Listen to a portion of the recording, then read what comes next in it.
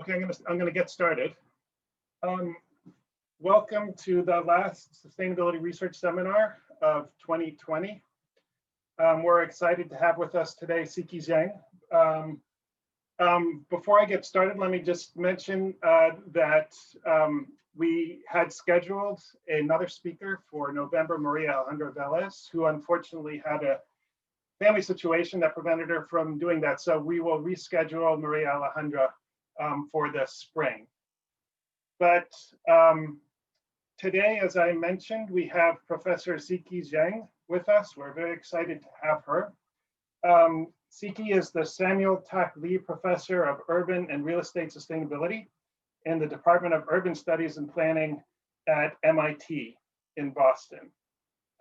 She is the faculty director of the MIT Center for Real Estate, and she's also the founder and faculty director of two other institutions, the MIT Sustainable Urbanization Lab and the MIT China Future City Lab. Before she came to MIT, she was a postdoc at Harvard and a professor and the director of the Huanglong Center for Real Estate at Tsinghua University in China. She has a very distinguished record of publications. She's published over 100 journal articles and a couple of books. She's the associate editor of 3 journals. I don't know how she has time to sleep. The China Economic Review, the Journal of Regional Studies, and the Journal of Economic Surveys. She's on the editorial board of 3 other journals. Her PhD in urban development and real estate is from Tsinghua University. And today she's going to be talking to us about subway network access to opportunities in urban development. So Siki has a presentation that should last about 35 or 40 minutes, and then we'll have time for a Q&A after that. But if you have questions during the presentation, Siki has kindly agreed to take questions as we go. So if you do have a question, you can do one of 2 things. You can either raise your virtual hand, and I will see that, and then I will unmute your microphone, or you can write your question in the chat, and then we will read them to Siki. So again, we're excited to have Siki with us today, and take it away. Thank you so much, Alan, for your very, very kind and nice introduction. So I'm very happy to be here, and it's my pleasure and my honor to present in front of this IADB group. So actually, so I'm gonna share my screen, and then I will just motivate my research. Okay, so here you go. Can you see my screen, full screen? Yes. Okay, great. So yes, so basically today I'm gonna talk about this subway network, access to opportunities and urban development.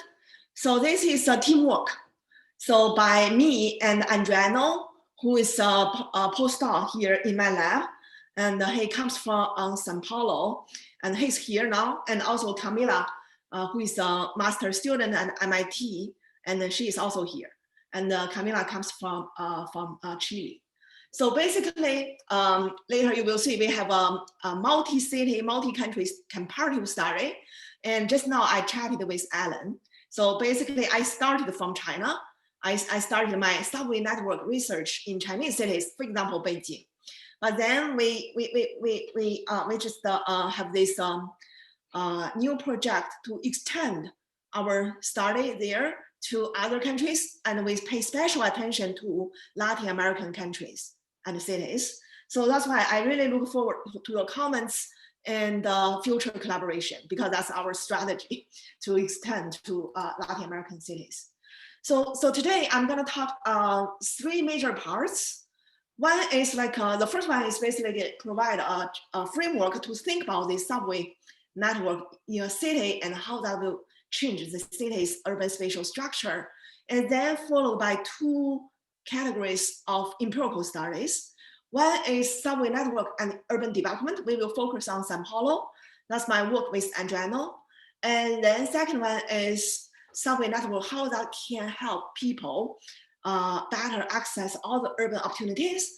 I will show my early started in Beijing and how now this ongoing effort to extend to Santiago, São Paulo, Barcelona, and Singapore. So that's today's outline of the talk. So I just want to say that two of my co-authors, they are also here. So if you have any questions, just type in the chat box. And if these are clarifying questions, my co-authors will just immediately reply. And if you want to ask, then you can also unmute yourself and directly ask.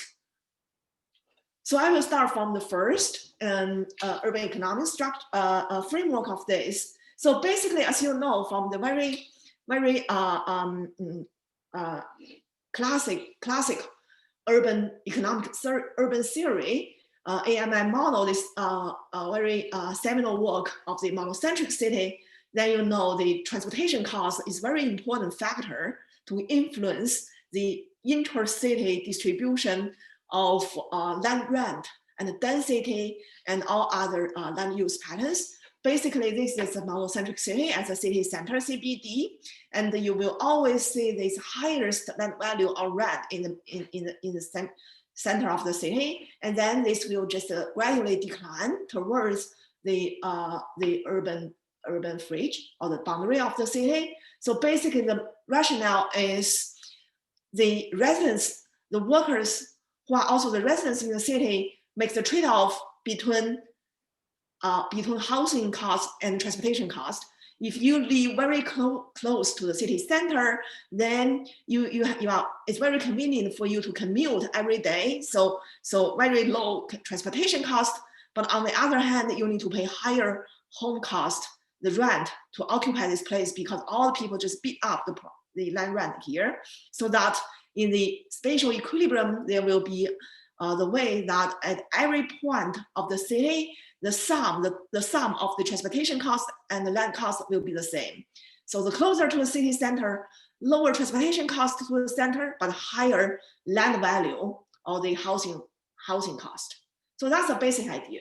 So in a very simple model, this transportation cost is kind of constant. It's big because for the simplicity of the model, they assume this constant transportation cost. But after that, you can just play with the model, and then you can use this comparative statistics.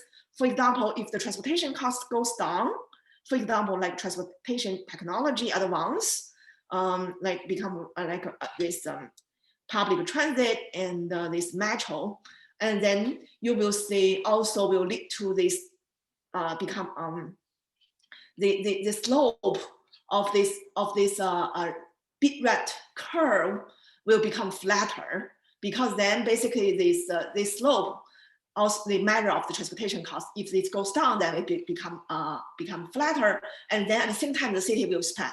So always, if the city build transportation infrastructure like highway, roads, and transit system, then that will lead to the urban expansion. So the city will become larger and larger. So that's basically the basic rationale for this monocentric city model, and the link the transportation cost with the real estate market, land rent, and value. And then basically at first the model just assumes such a very simple case that is constant and also even distribution of the transportation infrastructure. But later they add in more like features of the model to think more, to become more like similar to the real world. For example, this subway system or this metro. So basically, if you have a station and then you have line to connect the central city center and the station, and it is a fast transit, then you will see the city will just extend along this corridor, because for those people who live near close to the station, so they will take advantage of this, and they just will walk or bike to the station or drive to the station, and then they take the subway to the center. So basically here the key thing is the travel time matters instead of the absolute travel distance, spatial distance. So basically, although this place might be further away, but if you build a fast transit to connect, then this place will become more popular and people will go there, and you will see the urban expansion along this line. So that's basically the basic idea behind this transportation and land use. I think all of you are very familiar with this, especially if your work is related to this area.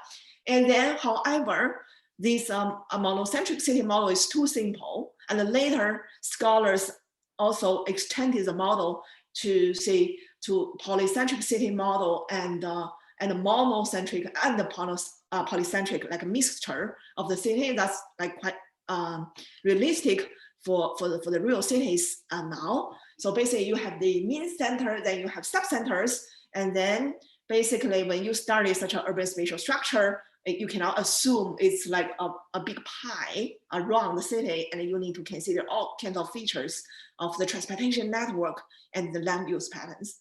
That will lead to our real empirical work, but the basic rationale is still there. The basic rationale is the land use and transportation, they are simultaneously determined. So they influence each other. So that's kind of interaction. And it's very hard to say who goes first, who follows. But then we need some empirical strategy to identify the causal effect from the transportation to the land use. So that's our story in the second topic, the subway network and urban development. And we look at São Paulo. So basically, actually, I have never been to São Paulo yet. Actually, if there was no this COVID pandemic, our original plan was to go to São Paulo in the past summer to have this seminar there. And now but later we had to cancel this trip.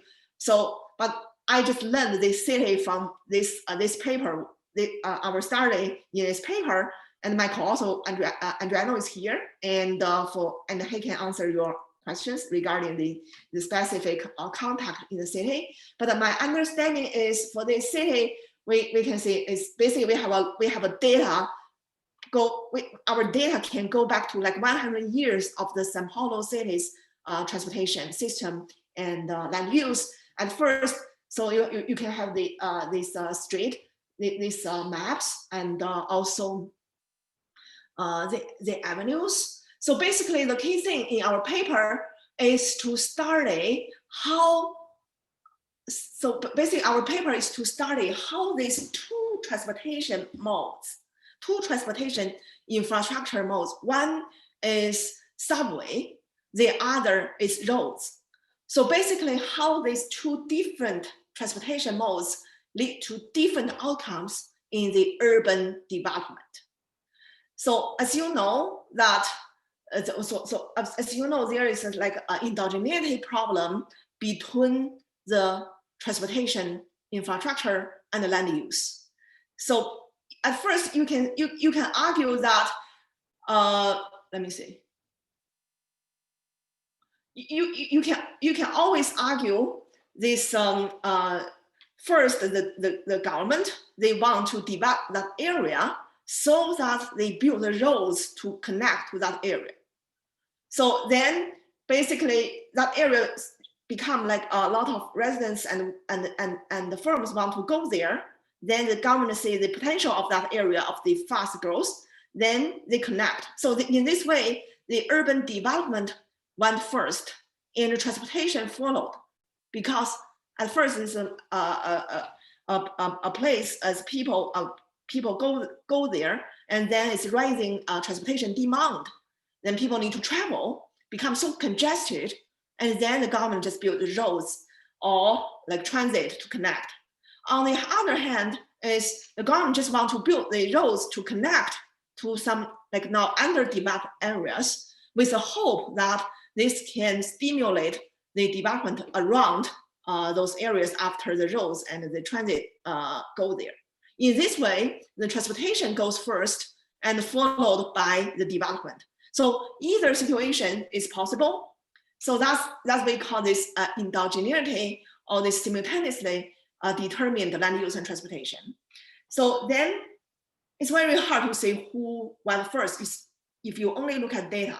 So in this paper, we just came up with a novel way using econometrics. This identification strategy use instrument variable for the transportation side, because we want to test our hypothesis which are listed here. Wait a second. Yes, so basically we want to see whether the avenues will lead to the horizontal development of the city. If the government build avenues, roads, so basically they will see the city will expand and horizontally, like kind of urban expansion, and with relatively not very big change in the density. However, we want to see whether this rapid transit subway system will lead to the vertical development of the city, which means if you build the subway lines, especially subway stations, later you will observe the rise of the high-rise buildings and the density increase around the station area. So we want to say this. So basically we want to test this causal relationship from these two types of transportation infrastructure to urban development. And to address this endogeneity, we came up with two instrumental variables for these two transportation infrastructure types. One is for the avenue. Then we observed, thanks to Adriano's local knowledge, that we observed in São Paulo, some avenues they were built taking advantage of these river courses.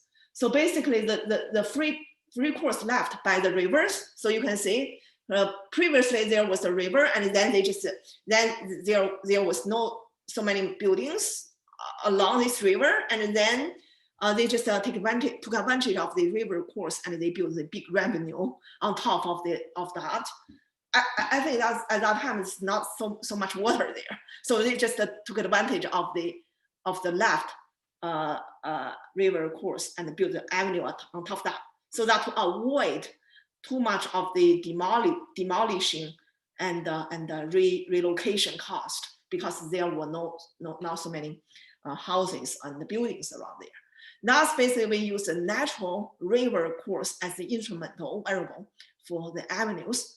And then for this subway lines, and we observed also from the local knowledge that there are these streetcar lines, the trolley lines, they were abandoned. At first, there were a lot of these trolley lines, and then later they were abandoned, and just the subway lines, to some extent followed these trolley lines, but they were abandoned. So basically, that's the way we construct this instrument variable for subway lines using the old trolley lines. So that's the two instrumental variable we built from the abandoned streetcar trolley lines and the river course.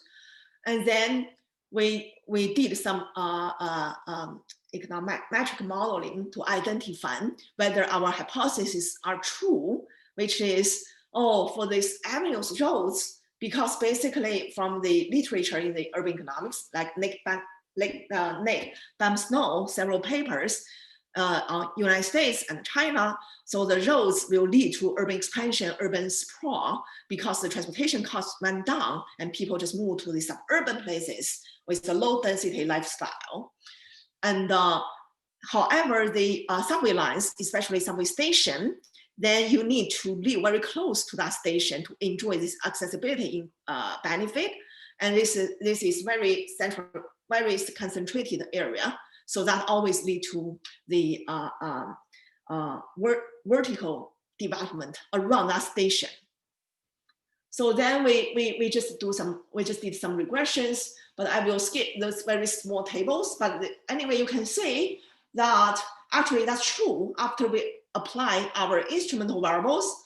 So the change of the avenues, they will lead to this horizontal urban development measured by urbanization rate. So we divide the city space into grid cells, and for each grid cell, we calculate the urbanized area ratio. So basically, if the urbanized area ratio goes up, which means that more land are urbanized now, it's kind of urban expansion, without very clear increase in the density, which is measured by FAR. So this is a floor to area ratio. So you see they are not significant, but only the urbanized area ratio so significant, which means it's horizontal, urban expansion. On the other hand, this transit, the subway lines, they lead to higher FAR, which means the vertical increase or vertical development, but not this horizontal development. So basically, it's no clear effect on the urbanized area, but just like the height of all the buildings. So they just build very high buildings around the station. So that's basically our major findings. And we also did a lot of like heterogeneity analysis, etc. And we really find that actually, when the subway lines, they connect the city center and the suburban areas. So basically, more residential land will be pushed out to suburban areas. And however, for the commercial, and they become more centralized even. This is because when you use a rapid transit line to connect the city and the urban fringe, and then the firms, the commercial real estate, the firms will be more centralized because they now, with the declining transportation cost, they really want to go to the center to enjoy the agglomeration benefit. On the other hand, the households, they go to the urban fringe because the housing cost is so cheap there, and they can go there to enjoy the very cheap housing costs. At the same time, they take the transit to work, and without bearing too high transportation cost. So then we see that in São Paulo, so the commercial real estate become more centralized, and the residential become more decentralized after the transportation subway line connect these central and suburban areas together. So that's very, I just quickly go through the paper because I have 3 papers to cover, but this paper, as you can see, basically we started from the transportation to urban land use, and we use 2 instrumental variables to identify the causal effect, and we really see these different roles of the public transit, subway system, and roads, they play different roles in the urban spatial structure. Professor Sen, I have a question here. And it's about the validity of the instruments, because one can think about stories on how the rivers and also the trolley lines might have affected the urbanization per se, like access to the water, flatter lands in the case of the rivers, and similar trolley lines, I assume, were built on areas that were flatter within the cities. Or I'm not sure, maybe you have a better sense of what defined the trolley lines in the first place. So my question is about the validity of both instruments. Yes, that's a very good question. So I will say first, and Adriano, you can add your thoughts. But my understanding is for this, when we use this historical instrumental variables, we always also face this challenge that historically those things they were not randomly put in those locations. There was some reason that those historical variables, these rivers or other transportation like trolley lines, they were there. But this because we used that like 100 years ago, and at that time the total city spatial structure and all these demographics were totally different from nowadays. Like we used 100 years ago things. So for these 100 years, it's such a dynamic change. And I think at that time they built the they built the avenues, the rivers, they already like dry, not like real rivers, but just left there as a river course. So our argument that this kind of factors you mentioned, of course, exist, but because of the 100 years, those factors were mitigated to some extent, the effect. that those factors can still influence today's urban land use patterns. So that's my answer to you. Is the rivers like that trolley line was also abandoned like in 1920s, and then after 100 years, they totally changed the landscape of the city. Yeah, if I can add something on these, in the trolley lines, between each trolley line that was abandoned and the new subway line open, there is at least 2 decades between them. So we can think that obviously around the old trolley lines, more people went to live there and has promoted like urban densities around these old trolley lines, but then they were abandoned, and this effect kind of was not acting anymore, and we had like a very intense period of road constructions in the city, and then 2 decades after that, the new subway lines were open. So we think that the fact of old trolley lines and future urban development of that area, it's not significant. And in terms of rivers, we can think that rivers might have affected the location of industries in the very beginning of the city of São Paulo. So in the very in early last century, when river transportation might have played an important role. However, we are looking at the impact on how rivers have defined the construction of avenues after the 40s. So when the transportation, river transportation, water transportation was not relevant anymore. So we still back up the validity of our instrument, but it's always something that we can discuss. Okay. Okay, shall we move on? Okay, so then I'm gonna discuss the other 2 papers. One is my work in Beijing, and the other is how we extend that to 4 other cities. So basically this, I always start from this big picture. So the big picture is how the public investment and private investment, they work together to boost a city's urban vibrancy. So basically, as we know, we started the subway, but we can also start a highway and even intercity high-speed rail. And then you can see when this transportation investment put in place, and like they build the subway station, you build a high-speed rail station, you build a highway, then you see the private investment also, they just follow. So you have the housing development, you have the mixed use development of the commercial and residential, etc. So that's a private investment. And then they will work together, because that place at first might be very, very like underdeveloped. And then more and more people will move there to live there, and you live there, then you will see all the coffee shops, restaurants, and all the retail shops, etc. Will just open, because they have a lot of consumers nearby, and people can also take subway there. So you will see a very, very vibrant neighborhoods. And with all this, you will see the real estate price also goes up. So basically, the real estate and the land will just appreciate.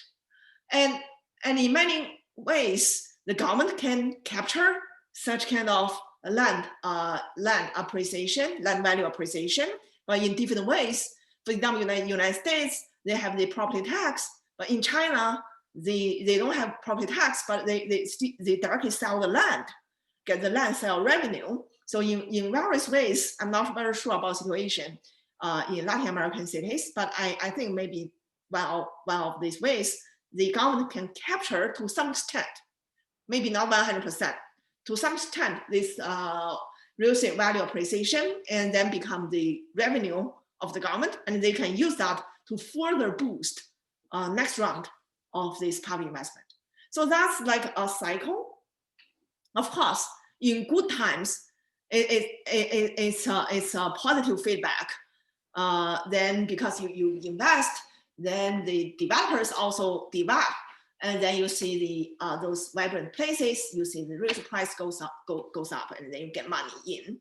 But in bad times, like a financial crisis, and in bad times might become a vicious cycle. because even you invest, but people this in bad times they have the budget constraint or other like recession, then you couldn't boost the real estate market, and then you couldn't get the value appreciation in. Then the next round you couldn't get enough money as a revenue to further invest in the city, even the maintenance of the current transportation infrastructure.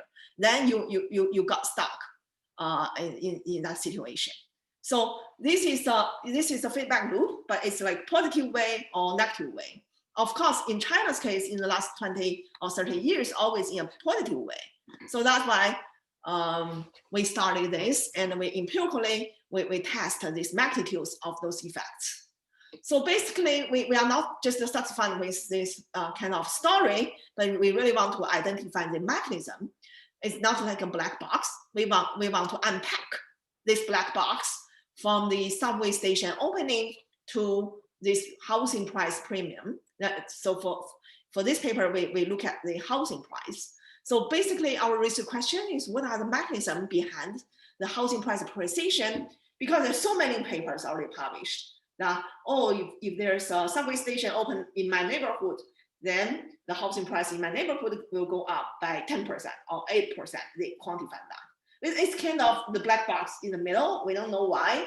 We don't know the channels. We just observe this. Oh, this opening of the subway station, immediately the housing price goes up. So in this paper, we want to unpack this. So basically, we just want to tell this kind of a chain of mechanism, or we call it a snowball effect, a multiplier effect. So basically, at first, you see the new subway station open. Of course, immediately, this location's accessibility will increase. So no matter which ways we measure accessibility, that's this location's ability to access all the urban opportunities like jobs, like amenities, all the things in the entire city. Because now there's a station, then you can just take on the subway, then in 20 minutes, in 30 minutes, you can go to any place in the city. So that is improvement in the accessibility. Then people are willing to pay higher price to live in this location. That will be reflected in the appreciation of the housing price. And then the developers see the profit opportunity because more people want to come here and they are willing to pay higher price to buy houses nearby. So then the developers come in and build and to sell to the households. And then the people will come in. The people will live here. In China's case, always wealthier families, they are able to afford the new houses built around these new subway stations. Of course, that's because the car ownership there is still not that high, and the majority of the household, they still regard the subway as a major, very good transportation choice. This might not be true in United States, because as you know, in United States, sometimes the poor people live in the central city with these subway stations. But anyway, we can later discuss in different cities this difference. But in this case, more people will come in, and when more people will come in, then the purchasing power of this area just increase, because more people, like population density increase, and also not just local household, not local people, but all over the city, other places, the people, they also can take subway to this place to play, to meet with friends, and to shop and to eat. So then these companies will follow, and the retailers will follow the consumers. Then you see that all the restaurants will open, a lot of will open. So then when they open, this is a feedback loop here. The chain effect, when these companies open, these retailers open their shops, then this place become more vibrant in terms of this business environment. And then people are willing to pay more even for this additional benefit. So now the willing to pay is not just the pure effect of the transportation accessibility of this, but also this very good environment, business environment. So they further increase the real estate value here. And then further developers will come and build, etc. So that's also washes this feedback loop. But this is kind of demand side story. On the other hand, it's a supply side story, this zoning regulation, because this will constrain whether you really can develop. So if this place, sometimes in many cities, they have very rigid zoning. So say the FAR and land use is so rigid, even if you build a station, they won't change. So even if you know it's good to build a shopping mall, but you are not allowed to build a shopping mall. Even if you know if you build like 20 stories of the apartment buildings, then you will sell all those out, but you are not allowed to build high-rise buildings. So that will constrain. So that's the supply side story. So basically, we started this story in Beijing. We started this chain effect, or the I will skip these equations, but the idea is to start it when the subway station is open, then the improve of the accessibility, improve of the consumption vibrancy as measured by the restaurant in my paper, and then how those things lead together to an overall effect of the housing price premium. So we have this empirical results, and basically you can see when this area is connected by subway station, by subway line, the new restaurant opening will increase by like 19%. We have multiple like specifications of the model, and then later we studied how this direct effect and indirect effect are reflected in housing price. So basically, we started new subway station will induce 19% increase in the new openings of the restaurants and 15% increase in the diversity of those restaurants. So here the diversity is also interesting, because at first, if this location has no subway station, at first had no subway station, and so few people can come to this place. And then you will see very how to say? So basically, then you cannot find very diverse shops, restaurant, because so few people. If you just open a very small, like very not very common cuisine restaurant, then you cannot get enough consumers. Then you cannot cover your cost, even a fixed cost, to open a restaurant. For example, in this case, it's China. So basically, if this place not so many people come, you can only observe Chinese restaurants, because nearby people not so many. So if you open an Italian restaurant, if you open a Korean barbecue restaurant, there's not so many people, but because the total population is small, then you cannot have enough customers to justify you open such a small cuisine, small not common cuisine restaurant. But if you build a subway station there, then immediately the people who can come here, who can consume there, might double or triple or even like 10-folds of the previous case. And then you have like from 1,000 of people become 10,000 or even more people can come here to visit shops and restaurants. Then now you will observe the emergence, the pop-up of the different types of the restaurant. Then you can have an Italian restaurant, because now you have enough people. If like only 2% of population, they visit Italian restaurant. At first, if you only have 100 people, then you only have 2 customers. Of course, you cannot open. But if you have 10,000 people, then you have 200 customers who want to eat Italian food. Then you can open an Italian restaurant. That's the basic idea. So if the market size increases, then the diversity will also increase, because now you have enough large market size base as a purchasing power. So we observe that.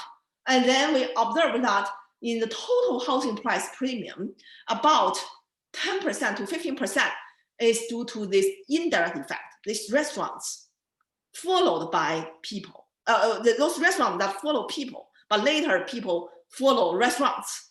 And 85% to 90% is a direct effect, is accessibility. But we observe such an indirect effect is of a very, very big magnitude. So that's our story in that Beijing paper. Then we feel like this is a very interesting chain story to describe how the urban vibrancy is formed. The trigger is public investment in transportation. But after the trigger, then we have this chain effect and the private investment come in. So if you invest $1 there, maybe another $1 from the private sector will come. Altogether will be $2 together to develop this area. So we find this so fascinating. Then we extend our research to these 4 cities. So that's the work jointly with Adriano and Camila. They two are also here. So basically, we look at the cities. We look at Santiago and Chile, and we have these new stations, some new stations and some old stations. This line is a new line. Then there's Singapore. Singapore is a city with so many public transits, these metro lines, and they also built some new lines, and Barcelona and São Paulo. So that's basically the 4 cities we are looking at, and we also want to test out this chain effect in the 4 cities, as I just mentioned. So beyond what I started in the China paper, in the Beijing paper, we are also curious about this this difference, some difference between these affordable units and expensive units. So basically, we use the median value of the housing, and we divide the housing units into affordable ones below the median value and not affordable ones or expensive ones. So because we think that high-income people demand preference and low-income people are different. So we want to test whether this, for the low-income people, they value what. So we think they should value more about the basic jobs, working places, because anyway, they need to commute. The first priority is to work, to earn money. And basic consumption, kind of low-end shops, and they don't care too much about this luxury shops and high-end shops, because that's beyond their affordability. But for the high-income families, so maybe they don't care too much from the subway network perspective, because maybe they drive to their daily jobs. So they don't care too much about the working place accessibility and basic consumption, but they really value this accessibility to some like high-end shops and restaurants. So that's why we want to add on the Beijing paper. We want to say something about the two different population groups. Then our methodology is still simple. We just also use the housing price as a function of the accessibility change, and then we have a bunch of controls and fixed effect. And you can see for Santiago, we have 10 new stations. Singapore, so many new stations, and Barcelona also new stations, São Paulo. So we just kind of difference in difference, and we look at before and after change. And when we select, so we look at the subway neighborhoods, but we need to have the control group. So when we select control group, we use propensity score matching to select control units, and then we have treated and a treatment group and a control group, and the before and after. Then we study that. So basically, this is still an ongoing project, and let me see. Okay. So basically, as we expected, we found that residential land, real estate, housing price appreciation, they respond to this accessibility increase in all the 4 cities. So basically, we have the accessibility to amenities, all these retail and restaurant shops, and also to firms, the job opportunities. So when a place see a new subway station, this place accessibility to both will just increase. And this, we can see that if you have higher increase in this accessibility, then you will see higher housing price in those areas after connected So that's true for all 4 cities, but of course the magnitudes are slightly different, but it's similar, like it's not like a big variation, but it's slightly different. And we also see then we look at this affordable housing units, as I said. So, excuse me, Siki. Siki, can you hear me? Yes, I can. We have a question. Do you mind if I interrupt you? Someone wrote his question in the chat, which is Sure. related to what you were talking about just a second ago. I'm just going to read it to you if you don't mind. Sure. This is a question from Marco Butaz. I'll just read it. In the chain effect you described, when new subway stations are open, local governments can play a role, not only with zoning, but also with investments in public goods that have to respond to the increase in population density. For example, in terms of additional schools, healthcare services, parks, etc.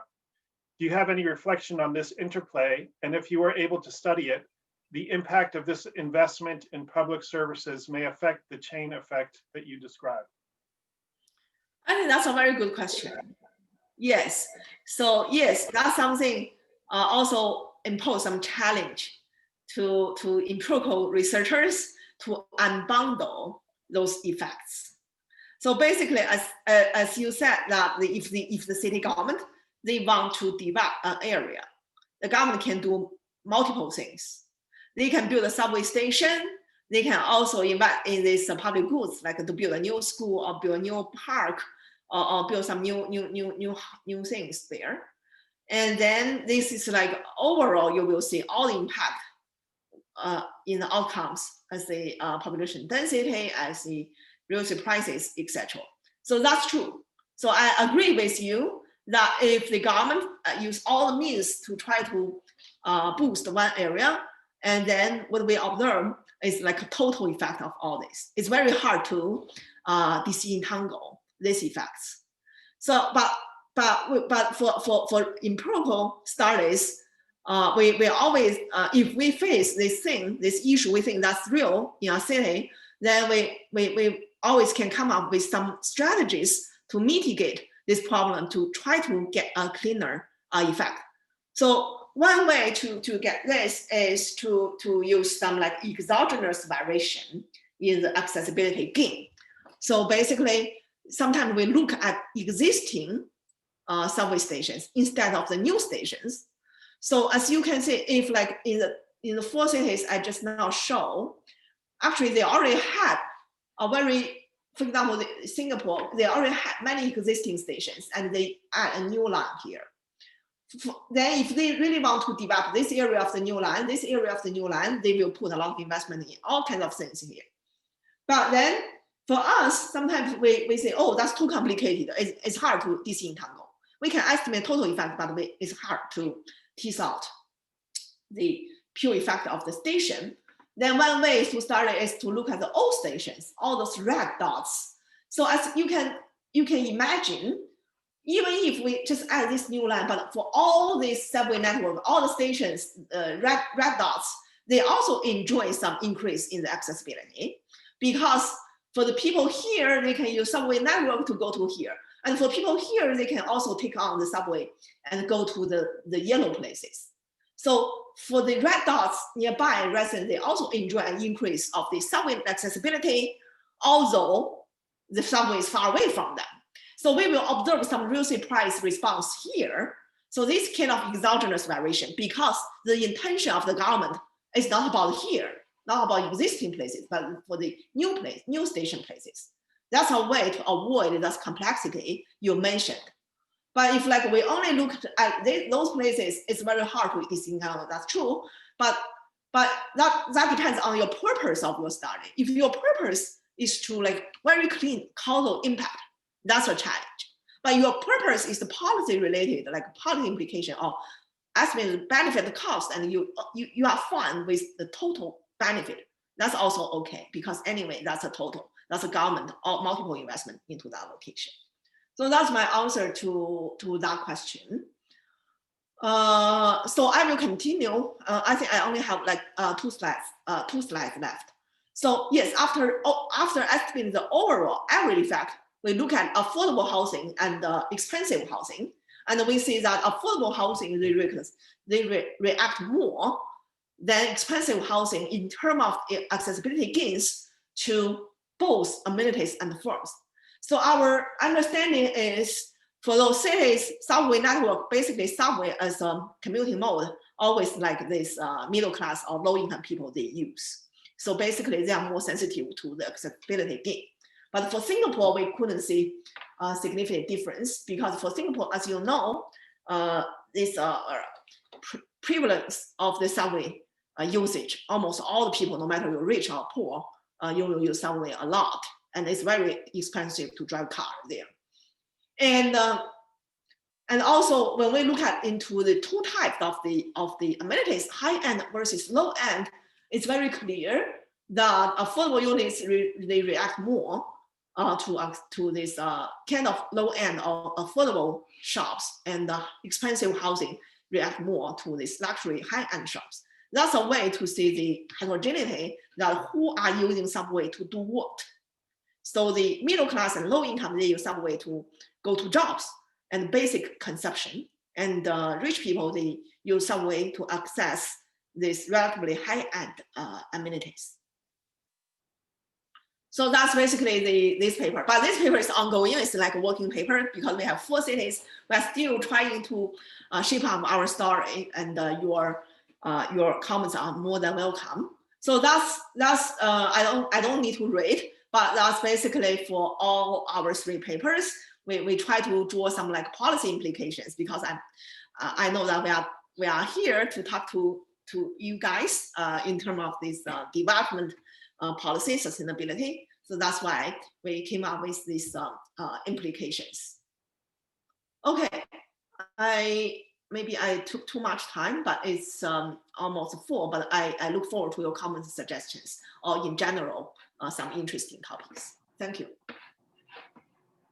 Thank you so much, Siki. The floor is open for questions. Does anybody want to either raise their hand or post a question in the chat? While you're thinking about that, I'll start off. So Siki, first of all, thanks. These are really fascinating papers. A lot of interesting methods and policy questions. I have a general question about what the implications are for kind of distributional considerations. So some of the stuff that you were mentioning in the last paper, last couple of papers had to do, you were kind of looking at subgroups of affordable housing and more wealthy housing. But it seems like you were trying to understand the implications for housing prices. And I'm in cities all over the world, but especially in Latin America, there's an issue with gentrification. So housing prices go up, and then people who can no longer afford the housing, that housing are forced to move elsewhere. And so, you know, obviously the purpose of a lot of development policies is to improve the welfare of folks at the lower end of the socioeconomic spectrum. What are the implications of your research or the research that you showed today for how it might be possible to do that, to improve accessibility and improve quality of life without causing folks without leading to gentrification? Yeah, I think that's very, very good question. So actually I skipped that slide. After my Beijing study, for that slide, I talked about this gentrification and this implication for the poor. I will say something in China's context, and I hope so. Basically, Adriano and Camila, you can say something about your home country. So yes, as in China's case, in Beijing, for example, we did observe the government want to build subway stations, and developers are so eager to build very shopping centers and this new development around the station, and they just tear down the old housing. Not just the formal, but also the informal housing, kind of urban villages around that area. So they demolished those houses, and they built this new subway station, and suddenly the land appreciates so much and so expensive, and the original residents, they really couldn't afford any longer. And those low-income people, including local and also the migrant workers, and they were forced to leave that area, but they won't leave the city because they still have jobs there. They don't want to leave. They still want to make money. So they were pushed out further and further away to the outskirts of the city. And then the problem was now they had to commute much longer because they couldn't afford the subway in nearby places. So although subway in general bring in new accessibility to the city and reduce transportation costs, but for these low-end people, these low-income households and low-income migrants, they were worse off because they were far away and they commute even longer time to the center for the jobs. So that's the inequality issue raised by this. That's kind of displacement. So policy implication will be some redistribution of the revenue from the value capturing, because the government will benefit from that. And then you need to compensate to those people, and in many ways. For example, they did something, but not enough. For example, they built affordable housing units, public affordable housing units in some neighborhoods of the relatively convenient, closer to the subway stations, and they relocate those original residents to those public housing units, but not enough. So that's my observation in the Chinese cities. So Camila and Adriano, do you have something to add? So I have about this topic, what I have to add is one thing. This gentrification problem is very common on any kind of transportation transit investment, and I think that we have to deal with that with zoning and affordable housing programs. From the transportation side, what you can expect is that will generate housing appreciation, residential appreciation prices. What is meaningful, I think that on our research that Sichi didn't present that today, we didn't have the opportunity to still finish, and we don't have time to further develop. But what we are finding is that transportation generates impact in housing prices. But when you will look about how transportation impacts amenities formation, we are finding that amenities formation, amenities pop up around subway stations more in wealthy areas than in areas that are not really vibrant. So vibrant areas becomes more vibrant if you put transportation infrastructure there. And this connects with the chain effect that Sichi explored today. So at the end, what we have is like when you build a transportation infrastructure in an affordable area, the gains in terms of residential appreciation will come from gains in accessibility. And in a more wealthier area, this chain effect will play a very important role. So I think that we have to have that in our mind when we are planning transport investments, because this chain effect plays a very important role in wealthier neighborhoods, but in poor neighborhoods, if you want to create more vibrant neighborhoods around these subway stations, that will not come automatically. You also have to create incentives and work with zoning policies to produce that. So I think that we have the answer for gentrification is always connecting transportation and zoning together in a same kind of intervention. Okay. Yes, Camila, do you have any insight? Yes, of course.